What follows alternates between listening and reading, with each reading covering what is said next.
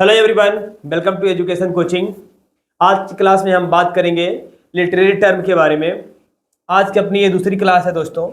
इसके पहले क्लास हो चुकी है, आई होप कि आप सभी ने देखा होगा उसको। अगर नहीं देखा है तो एक बार उसको आप देख लीजिए। और आज क्लास को हम शुरू करते हैं। आज का अपना टॉपिक रहेगा literary terms and forms of poetry. आज की अपनी ये दूसरी क्लास है। चलिए आज की क्लास को हम आगे बढ़ाते हैं और आज का अपना पहला क्वेश्चन है। हर क्वेश्चन को अच्छी तरह से हम एनालिसिस करेंगे, समझेंगे, ठीक है, कोई जल्दबाजी नहीं है। कह रहा है कि ए सिजेरा इज, ये डाट डाट डाट है इन ए लाइन। कह रहा है दोस्तों सिजेरा क्या होता है? ये सिजेरा इन ए पॉज, सिलेबल या फिर स्टेन है, एसेंट है, क्या है ये?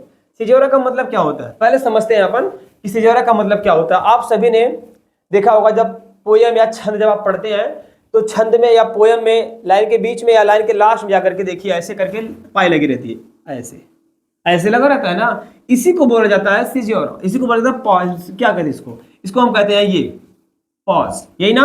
इसका मतलब होता है सिजेरा, यानी कि ये सिजेरा इज अ पॉज, यानी कि जो थोड़ा सा रुकने के लिए हमें कहता है ना, इसको हम कहते हैं, यही होता है सिजेरा। यानी कि हमारा राइट आंसर क्या हो जाएगा? अपना होगा राइट आंसर ए पॉज, ठीक है, ये हो जाएगा अपना राइट आंसर। यहाँ पे हम फिल करेंगे पॉज, ठीक है ना। आई बात समझ में? जब हम कोई पोयम लिखते हैं, पोयम के बीच में, लाइन के बीच में हम डबल पाई लगा करके छोड़ देते हैं, उसको हम कहते हैं पॉज, यानी कि सिजेरा, यही होता है, ठीक है। आगे बात समझ में, आगे चलते हैं। सेकंड क्वेश्चन है what is poetic licence. Question आया हुआ है टीजीटी के 2001 के पेपर में आया हुआ क्वेश्चन ये। What is poetic licence? Poetic licence क्या होता है? पोएट्रिक लाइसेंस होता है दोस्तों जिसमें आपको किसी भी लैंग्वेज में आप लिखें, ऐसे आपको आज़ादी होनी चाहिए और उसके साथ साथ आपको एक फैक्ट, अपना कोई भी फैक्ट आप उसमें डालते हैं पोएट्री में, पोएम के अंदर आप कोई भी फैक्ट डालते हैं, कोई लैंग्वेज डालते हैं, आपको दोनों तरह की आज़ादी होनी चाहिए, उसी को हम कहते हैं पोएट्रिक लाइसेंस। सो दैट आपका राइट आंसर होगा option number C, liberties with language and fact in poetry. आगे बात समझ में, लैंग्वेज आप अपने मन से चूज कर सकते हैं, उसमें फैक्ट क्या डालना है, क्या फैक्ट देना है, वो भी अपने मन से आप चूज कर सकते हैं, इसे कहते हैं poetic licence. Understand? Okay, next one. चलिए आपका थर्ड क्वेश्चन है the unbroken flow of thoughts and awareness in the working mind is called. ये कहता है जागृत मन में विचार और जागरूकता के प्रति जो अखंड भाव होता है ना, उसे हम क्या कहते हैं? हमारा जो जागृत मन है, जागृत मन का जो विचार है और ये जो जागरूकता के प्रति हमारा जो अखंड भाव है ना, अनब्रोकन है, अखंड है, जो हम उसे क्या कहते हैं दोस्तों? यही तो पूछ रहा है, उसे क्या कहते हैं? उसे कहते हैं हम, देखिए, उसे कहते हैं स्ट्रीम ऑफ कॉन्शियसनेस। इसका मतलब होता है ना, आपके मन में जो भी विचार है, क्या कहते हैं, भड़ास निकाल रहा है, आपके मन में जो भी विचार है वो विचार आपको ऐसे ही एक्सप्रेस होते चले जा रहे हैं, आप कहीं पे खोए हुए हैं और आपके मन से वो विचार निकलते चले जा रहे हैं, उसे कहते हैं स्ट्रीम ऑफ कॉन्शियसनेस। चलेगा आगे। What is meant by catharsis? Catharsis का मतलब क्या होता है, ठीक है ना। तो फियर और पिटी, इन दोनों का प्योरिफिकेशन यानी कि शुद्धिकरण होता है। क्या होता है दोस्तों? इन दोनों का शुद्धिकरण होता है, ठीक है। आगे चलते हैं। द टर्म डिस्टोपिया इंप्लाइज, जो टर्म है डिस्टोपिया, इसका तात्पर्य क्या है? इसका तात्पर्य क्या होता है? तो इसका तात्पर्य बस थोड़ी सी बात आप जानेंगे। जो इमेजिनरी वर्ल्ड होता है, कोई भी आप प्ले लिखते हैं, स्टोरी लिखते हैं, उसमें जो आपका इमेजिनरी वर्ल्ड होता है, और इमेजिनरी वर्ल्ड जो है ना वो सुखद नहीं है, दुखद है ना, अनप्लीजेंट है, वो अप्रिय है। अप्रिय जो काल्पनिक दुनिया होती है उसकी, उसे कहते हैं हम डिस्टोपिया।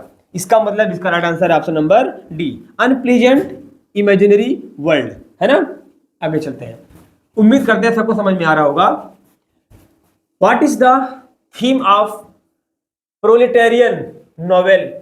प्रोलेटेरियन नॉवेल का थीम क्या होता है, ये पूछ रहा है। ध्यान से देख के बताइएगा। इसका मतलब होता है श्रमिक वर्ग। क्या होता है? श्रमिक वर्ग इसका थीम होता है, तो ये हो जाएगा आपका working class. Okay, next one. आगे देखिएगा, क्वेश्चन है 7 नंबर क्वेश्चन है, भी टीजीटी के 2001 के पेपर में आया हुआ है। एक character which remains almost unchanged through out the story is called, यानी कि जो आपके सामने स्टोरी चल रही है, जो प्ले चल रहा है, उस स्टोरी का जो कैरेक्टर है, ऐसा कैरेक्टर है जो बदलता ही नहीं है, अनचेंज्ड है वो, उसे क्या कहते हैं? उसे कहते हैं दोस्तों फ्लैट कैरेक्टर, यानी कि option number 4 is the right answer. Okay, आगे चलते हैं। अगला क्वेश्चन है question number 8, what is closet drama? Closet drama क्या होता है? ऐसा ड्रामा जो पढ़ा जा सके, है ना, पढ़ने वाला drama, drama to be read, ये होता है option number B is the right answer. Okay, moving next one, question number 9, the correct term for a person of a material outlook, यानी कि ऐसा व्यक्ति जो भौतिकवादी होता है, जिसका दृष्टिकोण भौतिक होता है, भौतिकवादी व्यक्ति होता है, and different to culture is, culture का मतलब होता है संस्कृति, जो व्यक्ति संस्कृति से, रीति रिवाजों से बिल्कुल उदासीन होता है, अलग होता है, कटा हुआ होता है, लेकिन वो भौतिकवादी होता है, उसे क्या कहते हैं? उसे कहते हैं फिलिस्तीन। क्या कहते हैं दोस्तों? उसका राइट आंसर है फिलिस्तीन। ओके, जिसको हम कहते हैं अशिक्षित वर्ग, अशिक्षित लोग, है ना। क्वेश्चन नंबर 10 और आज की क्लास का ये लास्ट क्वेश्चन है। ऑटोबायोग्राफी मीन्स, ऑटोबायोग्राफी का मतलब क्या होता है? जो आत्मकथा होती है, क्या होता है वो? उसको हम कहते हैं the life history of a person या मैन रिटन बाय हिमसेल्फ, यानी किसी भी व्यक्ति की जो जीवन कथा होती है, जो जीवन गाथा होती है, उसको वह व्यक्ति खुद लिखता है, उसे कहते हैं autobiography. Right answer option number B. अगर किसी की जीवनी कोई अन्य पर्सन, दूसरा व्यक्ति लिखता है, तब उसे हम कहते हैं बायोग्राफी। जैसे आपकी जीवनी कोई थर्ड पर्सन लिखता है, उसे कहते हैं बायोग्राफी। अपनी जीवन कथा आप खुद लिखते हैं, उसे कहते हैं ऑटोबायोग्राफी। ओके, उम्मीद करते हैं कि सभी को समझ में आया होगा। फिर मिलते हैं अगली क्लास में।